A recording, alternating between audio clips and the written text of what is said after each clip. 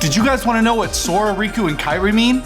Did you know that their names are loosely related to Aqua, Ventus, and Terra? What about everybody's eyes? Did you know that that actually means something? Sup gamers, it's Taco Remix, and I'm gonna give ya 11 things you might not have known about Kingdom Hearts.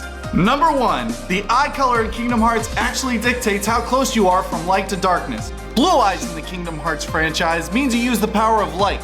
It means innocence, it means all that stuff. While the more and more yellow your eyes become, the more powers of darkness you use. A couple notes that I've seen. Riku has turquoise eyes. With some of the darkness the yellow brings shifting his eyes closer to that spectrum, he's able to wield both light and dark.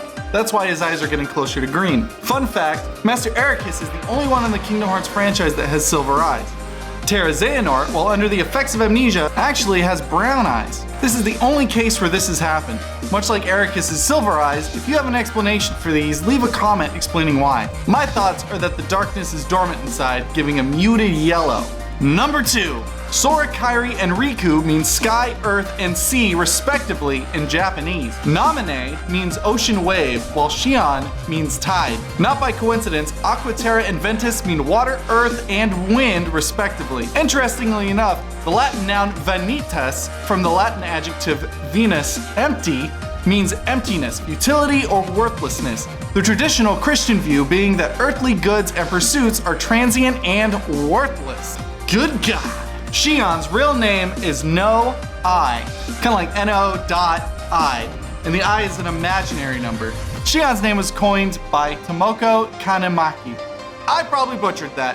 One of Kingdom Hearts 358 over 2 days scenario writers and the writer of Kingdom Hearts novels. Tetsuya Nomura took a liking to it and notes that it has many meanings. Shion's name contains the Japanese words for tide, fitting the oceanic naming theme for Kairi and Namine, and Aster Tataricus, which, according to Japanese floriography, means I won't forget you or remembrance. It's also revealed within the secret reports that her original name was No.I, number I, her ID as an experiment of the replica program.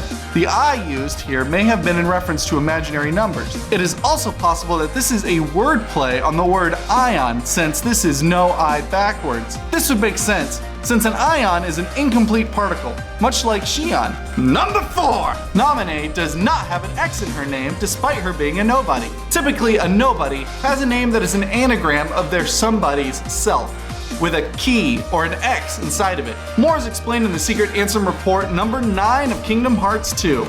Secret Ansem Report 9. Sora and friends defied the machinations of Organization 13 and rescued Namine. Namine, who was a witch who controlled the memories of others. Most likely these powers were achieved through a special process when she was born. Namine is a nobody, created when a young girl's heart left her body.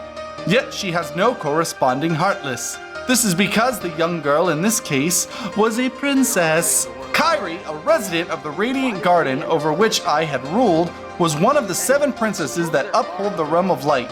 With no darkness in her heart, Kairi produced no heartless, and instead of vanishing, her body remained in the realm of light. In other words, both the nobody called Namine and the heartless, proof of a lost heart, are extremely unstable beings who lack the bodies needed to produce a nobody. Therefore, they also lack Kairi's memories. One reason for this may be that Kairi's heart did not return to the darkness when separated from her body, but rather migrated to another vessel, deep within Sora's heart. Spoiler alert, that is, Namine is an alter ego of Kairi who directly interfered with Sora's heart. Could this be why Sora, and whose hearts are connected to him, were able to have their memories controlled? She is a non-being in the truest sense of the word. Having not even become a nobody, and with nowhere left to go, she is but the most fleeting of shadows. Number 5, Kurt Zisa. Aside from this being an extremely annoying boss, Kurt Zisa is named after Kurt Zisa of Medford, New York, who won Square's Kingdom Hearts Name and Game contest, which was held 2 months prior to the American release of Kingdom Hearts. Number 6! Sora was never supposed to wield the Keyblade. Riku was the original wielder of the Keyblade, but because he gave in to the darkness, the Keyblade sought the heart of Sora. A heart much stronger than that of Riku at the time. Normally, you would need to undergo a Keyblade inheritance ceremony. Sora is able to wield the Keyblade because of Ven's heart recovering inside of Sora. The Keyblade inheritance ceremony's words are as follows. In your hand, take this key. so long as you have the makings. Then through this simple act of taking, its wielder you shall one day be.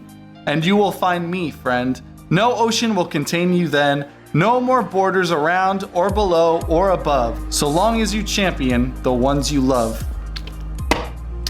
Number 7. Xehanort is an anagram for no heart. It's actually theorized that Xehanort himself is a nobody of no heart, whom you can fight in Birth by Sleep.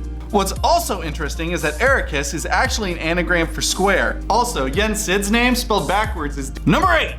The ears of Xehanort. Xehanort is voiced by Leonard Nimoy, who played Spock. Both have pointy ears. Coincidence?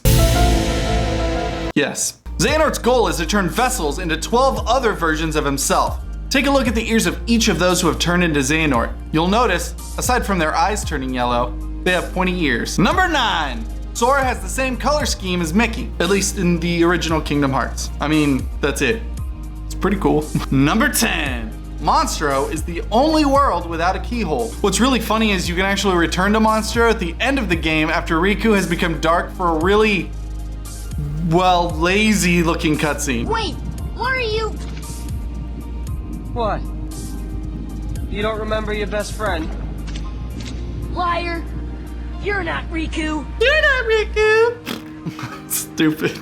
And finally, number 11. This one's more of a bonus. It's called Snow White instead of Alice. There's a cutscene that shows up after you lock your first world. If you lock Deep Jungle before the Alice in Wonderland world, you'll actually trigger a cutscene with Snow White instead of Alice. So that's it, my dudes. 11 facts you might not have known about Kingdom Hearts. You probably knew like 6 or 7 of them, but you know what? I had to fill in gaps. I'm not gonna do like 3 things you didn't know about Kingdom Hearts. Screw that. You're gonna be like boring, but it's like 11. Well, let me see. Barbossa!